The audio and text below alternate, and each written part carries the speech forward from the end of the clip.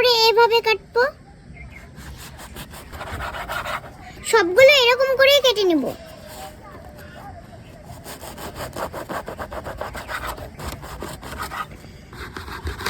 রুটি কাটা শেষ, তো এবার আমি সুন্দর মতো বাটিতে সাজিয়ে নেব।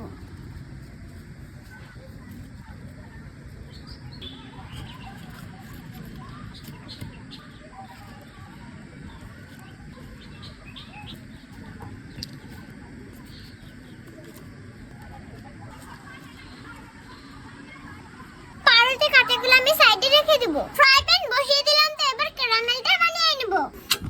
দিয়ে দেব এবার চিনি। ক্যারামেলটা বানিয়ে নেব, সুন্দর মতো নেড়ে নিচ্ছি। দেখুন কি সুন্দর গলে যাচ্ছে। এভাবে আস্তে আস্তে নাড়তে হবে।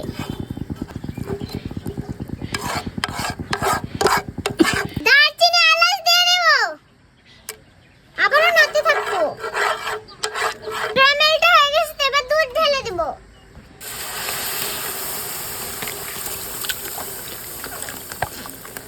নাড়তে থাকতে হবে, তাছাড়া জমে যাবে।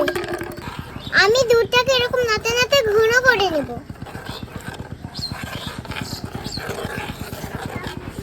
আরেকটা কথা আছে বন্ধুরা, আপনারা ভাবছেন যে ক্যারামেল বানালাম কেন? কারণ ক্যারামেল বানিয়ে দিলে টেস্ট একটু ভিন্ন রকম লাগবে। আপনারা ট্রাই করবেন এভাবে বাসায়।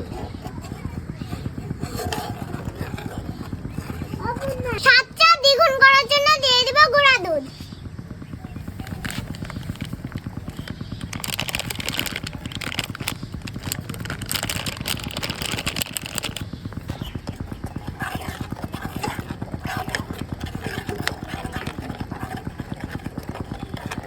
চলুন রুটি পুরে দুধগুলো ঢেলে দিই।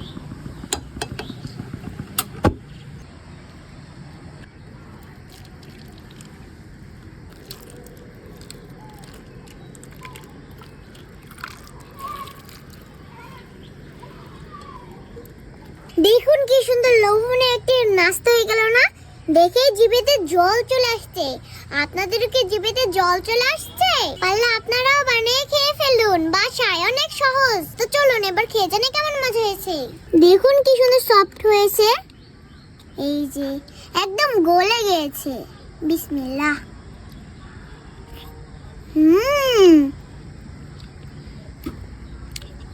সেই টেস্ট।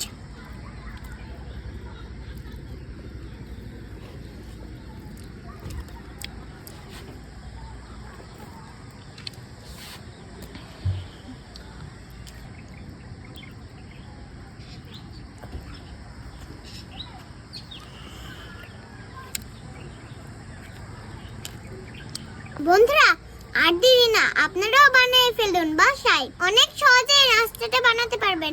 সবাই ভালো থাকবেন, সুস্থ থাকবেন। আল্লাহ হাফেজ, টাটা।